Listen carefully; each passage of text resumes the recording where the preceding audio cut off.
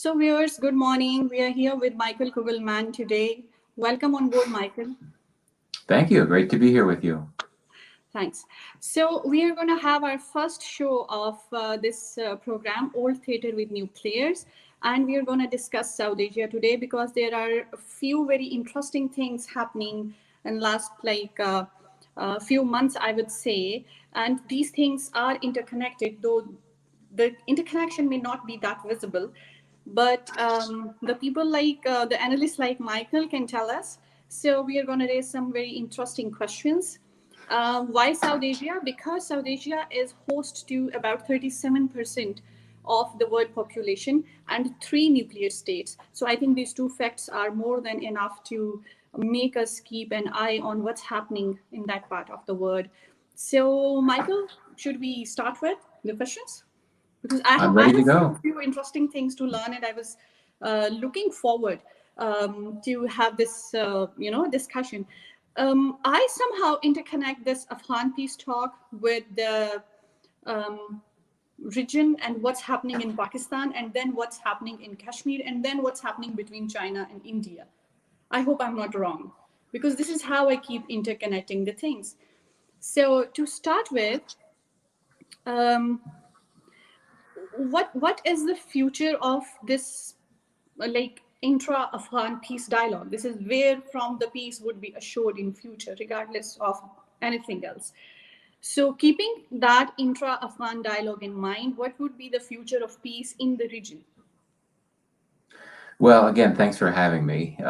This is a great first question, one that's actually very difficult to answer. As you know, the intra-Afghan dialogue it just began several weeks ago on September 12th, and many people thought the day would never come. Many, including me, were very skeptical that the Taliban and the Afghan government would actually be willing to sit down to discuss peace. So it's great that that day has arrived, but I would argue that the most difficult and challenging work is yet to come. Yes, the talks have started, but the two sides come into these talks from very different positions. I think, first of all, the two sides have very different priorities. I mean, the Afghan government will want to try to get the Taliban to agree to a ceasefire, whereas the Taliban will not have an interest in that. It's going to want to discuss broader issues about power sharing and things like that. And the other big challenge is that each side has a very different worldview. Each side looks at the intended end games coming out of a negotiation very differently. So, here in Washington, there's a desire, I think, on the part of the Trump administration to actually get some type of agreement before the U.S. election, because that could be something that the president would try to use to leverage politically.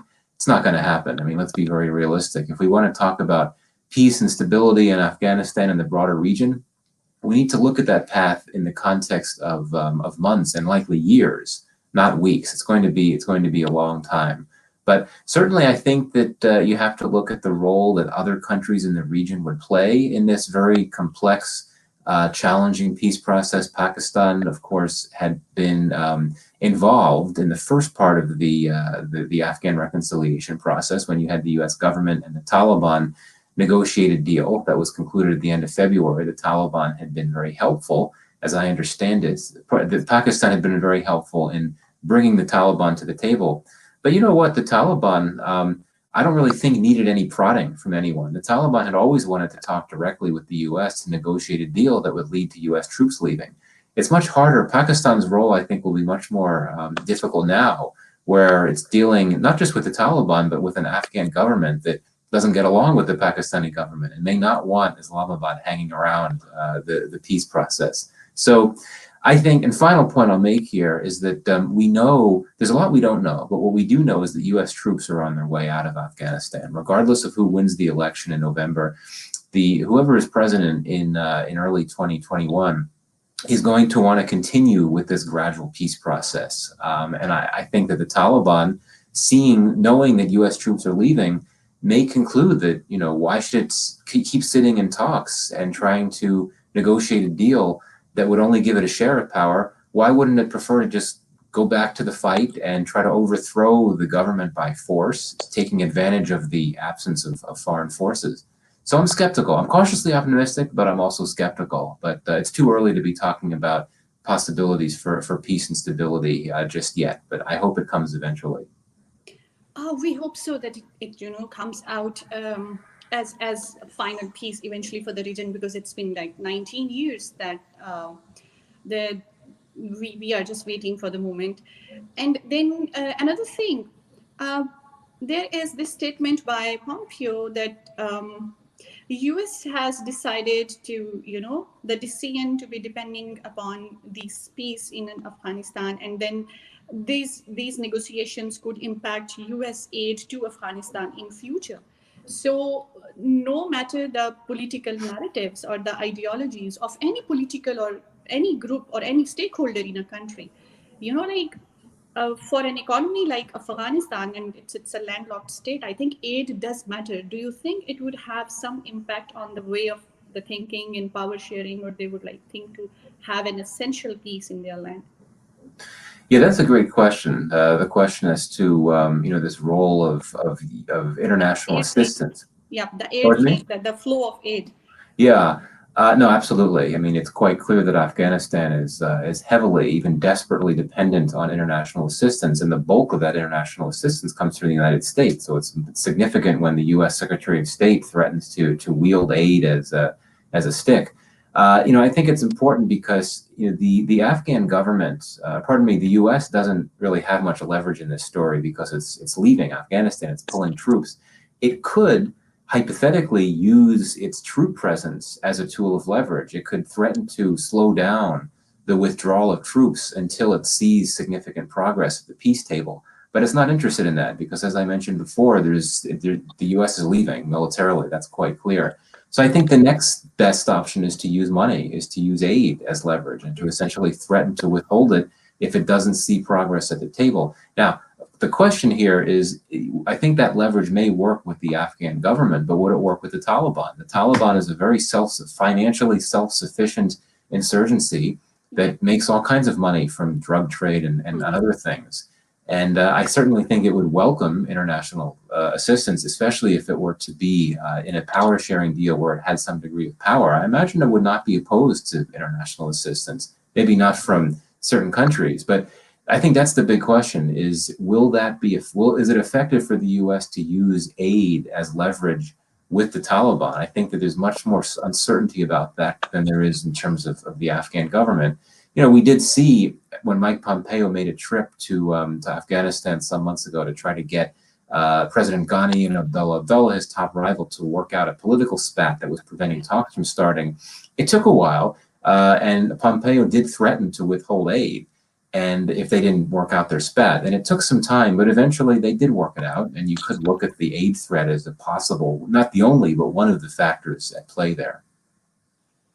Fine, that's nice. And I do have one thing in mind, and that is that why the major powers, while dealing with Afghanistan, haven't thought about a feudal type of democracy that was working back in the days in Greek city-states, because it's a feudal it's a feudal semi-tribal society. So their way of working, like they are having parallel two ceremonies.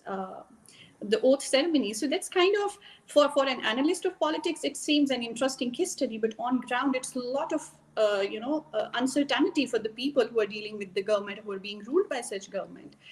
So if you have any take on it, I know it's kind of a long shot to say that why can't we think about having or consider having a feudal or tribal democracy in Afghanistan. And then we will move on to the other thing, which I really want to discuss with you, and that's Kashmir. Sure. Yeah. Well, very briefly, another great question. I think that the U.S. has been very careful, or the U.S. government has been very careful in recent years to indicate that it does not want to play a role in influencing the type of political system that Afghanistan has. Though I would argue that one of the many reasons why the U.S. war effort has failed over the last 19 years is this attempt to try to make Afghanistan into a type of state that the U.S. would like to see, and that's one in which you have stronger central institutions, strong national security institutions, and of course, this is a country that, as you note, is very tribal in nature, where power has been decentralized for many years, and so there have been struggles in that regard. So I think the fact that the writ of the state, of the central state, does not extend beyond Kabul is something that has been a reality for quite some time, and something that the Taliban has been able to exploit by imposing its own forms of governance in these areas where the central government lacks a writ. But these are issues to be worked out in the negotiations in terms of what type of political system should prevail in Afghanistan if the war ends. As I said before, though, the government sees things very differently from the Taliban. The Taliban is not interested in the type of model that you've laid out. I think it's very interested in the type of theocratic state that it oversaw back in the late 1990s. Now, perhaps it's evolved a bit, perhaps it's a bit more moderate than it used to be, but no reason to think that it wouldn't want something like what it had before. I don't think it's a big fan of democracy. Whereas the Afghan government, say what you will about the Afghan government, but it is the broader political class in Afghanistan would support a system that has the trappings of democracy. So it's a tough thing, but we'll see how it plays out. We will see, and we hope to have peace in that region because it just borders so many countries. So coming to another thing that kind of which we call a flashpoint in the region, which is this Kashmir, and then we relate Ladakh with it. And now Ladakh, the case study of Ladakh recently has been so like I would say attention seeking to me, because after 75 years between India and China, there was a military standoff, and this is a place, I call it like a junction where all three nuclear states have their stakes, and those three nuclear states don't share like cordial relations of that type, and they're economically dependent upon each other. Then another card on the table to observe. So how do you look at this India-China crisis with reference to Kashmir, particularly Ladakh with reference to Kashmir? Because it was happening parallel, that when they revoked that special status of Kashmir, and soon after that the things started developing, and then this happened. Yeah, you're absolutely right. And I think the most vivid example of the links between Kashmir and China and Ladakh and all that is the fact that it wasn't only Pakistan that opposed India's repeal of Article 370. China opposed it too, because there's so much more talk about how that move entailed the revocation of the special autonomous status of Jammu and Kashmir, but Ladakh was also affected. It was incorporated into a union territory of India, and of course, China has claims in Ladakh, and Beijing was very strong and immediate in its condemnation of the Article 370 repeal. I mean, the very next day, August 6, 2019, the very next day after the move was made, you had an unusually strongly worded statement from the Chinese Foreign Ministry. And as India continued to amplify the new status of Jammu and Kashmir and Ladakh by publishing new maps that showed how things looked, you had additional rejections and strong complaints from China. And I think that one of the big questions, and this has gotten a lot of talk in recent weeks, is have China's particularly aggressive moves along the LAC in recent months been in some way a consequence or connected to India's Article 370 repeal? And I think the answer is certainly yes. It's not the only reason, but it's so unusual. There have been, as you suggested before, there have been many border standoffs between China and India since they fought their war in the 1960s, but rarely do you see the type of tension and violence and length that we've had in this particular case with Ladakh. 2017 in the Doklam Plateau, there was a standoff, but like most of them, it was relatively brief. It was not violent, and then things winded down. So I think that you have to look at new factors, things that were not in place in previous times when there have been India-China border spats, and one of them is this Article 370 move. And there's been some very interesting Indian reportage in recent weeks that suggest that there actually was a brief but nonetheless very real spat that turned violent for a bit between India and Chinese forces on September 11th, 2019, just a few weeks after the repeal of Article 370. So that suggests that already China was trying to push back. But final point on this, I don't want to overstate the impact of the Article 370 repeal on the Ladakh spat right now. There are a number of other things going on. China several years ago adapted a new, more muscular foreign policy, which it itself describes as wolf warrior diplomacy, and this has entailed some pretty muscular, aggressive Chinese moves, not just in Ladakh, but in the South China Sea, in Taiwan and Hong Kong. And those moves had nothing to do with Article 370. And then you have to look at the fact that the U.S.-China relationship has gotten much worse. The U.S.-India relationship has been strengthening a lot over the last few months, the last few years. And I think China has wanted to send a strong message to audiences in both the U.S. and India by pushing back against India along the border. So, but there are a lot of links here, and I think that the next potential flashpoint could be Gilgit-Baltistan, which is, as you know, the northern region that has been essentially administered for Pakistan for much of its existence. But you know, there's been suggestions that Pakistan could decide to accord it provincial status as Pakistan's fifth province. Gilgit-Baltistan, of course, is an area that is a key destination for CPEC investments, and this is the China-Pakistan Economic Corridor. And Gilgit-Baltistan is an area that India has long claimed, even though one could argue that it doesn't have all that strong of a claim to it, given that until fairly recently you didn't really hear much from Indian governments about making claims to it. Only in the last few years with the Modi government has Gilgit-Baltistan come up more. It tends to focus more on Pakistan-administered Kashmir, broadly speaking. But at any rate, yes, a lot of links to talk about. And I think that this India-Pakistan-China triangle, a very volatile one, is one that we'll need to watch for quite some time. Yes, and when we are talking about the emerging trends in, like unfolding in next 1 to 5 years, I think these three countries, as I said, should be kept an eye on by every analyst and everyone. One curious question.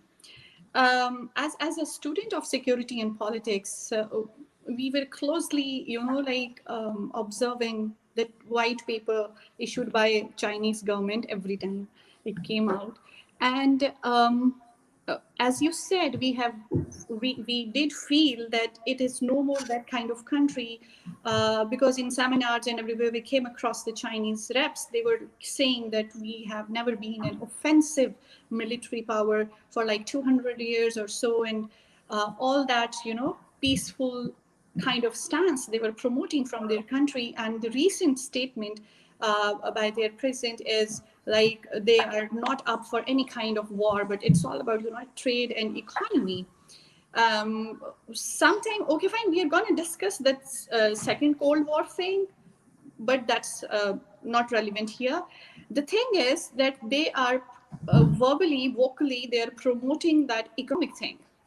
But when we look at their engagements, those are not that economic in that sense, and they are engaging militarily and violently. So, and it is having an impact. So with this context, I just have a curious question that can we relate China's recent stance with how Nepal just redrew its own political map with India? Can we relate that? Yeah, that's another great question. A lot of good questions here that you're posing. The Nepal question is a very interesting one. I mean, I think the broader context is that Nepal and India have been embroiled in a border spat for a number of months, which is significant given that traditionally Nepal has been a pretty close partner of India's in a neighborhood where India has oftentimes had a number of disagreements with its smaller neighbors. And certainly, I think that one of the questions is whether Beijing has been trying to use its influence, its newfound influence with Kathmandu, country where China is trying to build influence, as it is in basically every country that it can in Asia, including in South Asia. So Nepal has taken a very hard line in this border spat, and you mentioned the maps and all that. That plays into this as well. I don't know for sure, to be sure, but one wonders if perhaps Beijing has been trying to push or pressure Nepal to not to back down against its larger neighbor. Hard to say for sure, but one thing that we're seeing more broadly geopolitically over the last few years is that China is trying to build out its Belt and Road Initiative, which of course is this huge global transport corridor. And it's using that as a vehicle to cultivate influence in a number of countries where India has traditionally held sway in terms of influence, and Nepal is one of those places. So, you could argue that as China has been able to make inroads in Nepal and discuss investment projects with the government there, it's been able to gain more leverage over officials there, and it's in part of its effort to push back against India. It's been trying to look to traditional partners of India like Nepal to try to take a harder line against New Delhi. So that could be part of the case, but I don't want to speculate. I don't know the extent of Beijing's behind the scenes efforts in trying to pressure Nepal to push back against India. Okay, Michael, because I'm asking you questions, I just want to make one thing. I'm not implying anything, but because you have a closer look at things, and it's been long that you are, like having the context of the things. So there are there are things about political psychology, collective psychology, or way of thinking of leadership of a government that I think an analyst can put 2 plus 2 is equal to 4 or 5. So that's why I put that question from Nepal, because I said it was a curious question. And now, like, Kashmir, since childhood we have been just having this point that Kashmir is Pakistan's, and I'm sure that the people on the other side of the border were having the same kind of narrative that Kashmir is of theirs and Pakistan is on the wrong side. And then I went into it and the international law aspect and the political aspect, and then now the issue is so complex and messed up that there is a confusion whether it has to be with Pakistan or with India or an independent state, because there is a strong narrative in between these two. So, and then obviously there is this threat which is looming very large, having like the nuclear first strike kind of option, second strike kind of option on the both sides. So flashpoint, yes, it is, but what could be the possible future of Kashmir? Because it's once again it's being it's becoming alive at this UNSC and General Assembly, and everyone is talking about it. It seems like this is the time it should be solved, but how it should be resolved, because it has become a humanitarian crisis of its own accord. Yes. Well, it depends. The question has a different answer depending on who you ask, right? I'll give you my answer. I mean, obviously, if you ask someone in New Delhi, the answer would be, "Oh, there's no more Kashmir issue because we've basically, we've done something that we had the right to do, and that's to incorporate Jammu and Kashmir into an Indian territory. So there's nothing more to discuss." Obviously, the truth is much more complicated than that. But look, I mean, you mentioned, I think you referenced it before. There are UN resolutions, UN security resolutions that suggest that a plebiscite should decide the fate of Kashmir status. However, there's never been clarity and agreements through all sides as to what has to happen before that plebiscite can happen. And basically, the idea is that there need to be demilitarization efforts made on the part of both Pakistan and India, none of which have never taken place, meaning that the plebiscite can't happen until those moves are made. But let's be realistic, there's not going to be a plebiscite. Those days are done. India has essentially asserted full control over the region through very draconian repressive policies that many describe as typical tactics used by an occupying force. But look, in terms of where it's going, I think for Pakistan, the hope had been that there would eventually be a negotiation, because I'm sure you'll know that some time ago, when Pervez Musharraf was Pakistan's leader and Manmohan Singh was the Indian prime minister, there was a plan. There was a back channel, a diplomatic back channel that was meant to lead to talks, leading to some type of agreement where they would agree to, both sides would agree to essentially an agreement that would allow the issue to be settled. But it didn't happen, obviously. And I think now it's just hard to imagine anything changing. For a long time, Pakistan had hoped that talks would resume with India over Kashmir, but now India has said that since it's taken Jammu and Kashmir off the table, if it has any dialogue with Pakistan, it would only be over what they describe as Pakistan-occupied Kashmir, AJK, clearly Pakistan would not want to have talks about that. You have a very nationalistic government in India, which I just don't see at all interested in getting into this issue at all. Given the broader problems in the India-Pakistan relationship right now, I don't think Pakistan has any interest in it as well.